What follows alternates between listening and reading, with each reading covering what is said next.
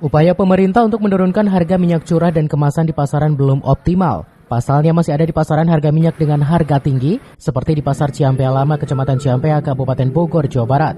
Harga minyak kelapa curah dan kemasan masih tinggi sekitar Rp19.000 per kilogramnya, sementara untuk kemasan ukuran 1 liter Rp20.000. Masih tingginya harga minyak kelapa curah dan kemasan di Pasar Ciampea, Kabupaten Bogor membuat banyak pihak mengeluh. Upaya pemerintah untuk menurunkan harga minyak curah sampai saat ini belum dirasakan oleh para pedagang.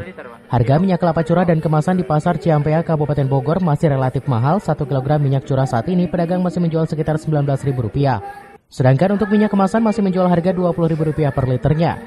Tingginya harga minyak curah itu mengakibatkan sepinya pembeli hingga pedagang kehilangan omset. Nampaknya sepi banget sekarang mah jualan pisang. Itu biasanya sebelum harga naik jual pisang berapa tuh, Pak? Biasanya nyampe 30-40 tandan nyampe satu hari. Sekarang 20 juga nggak habis. Oh gitu. Ya. Artinya pedagang gorengan itu tidak membeli atau seperti apa? Ya satu gitu, kedua nggak puji dari sembakonya yang minyak itu harganya tinggi. Harapannya sih pengennya ya begitulah. Pengennya gimana ya? Harga minyak turun ya? Iya, harga minyak turun gitu ya. Stabil lah intinya gitu ya. Kayak biasanya. Kurang ya? Kurang lah. Gimana dia ngecer dengan gorengan 1.001? Oh gitu. Dengan harga minyak segitu. Tapi sempat dikeluhkan Bu sama pembeli yang langganan Ibu sini? Ngeluh. Pada berhenti aja dagangnya. Oh, pada berhenti. Kan?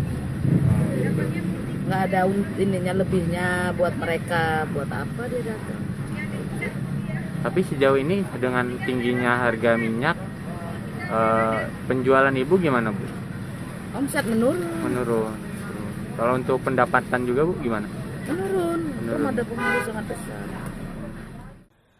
Akibat tingginya harga minyak curah itu pun berdampak pada pedagang pisang. Pasalnya sebelum tingginya harga minyak kelapa, penjual pegorengan dari saat ini omset penjualan menurun hingga 50%.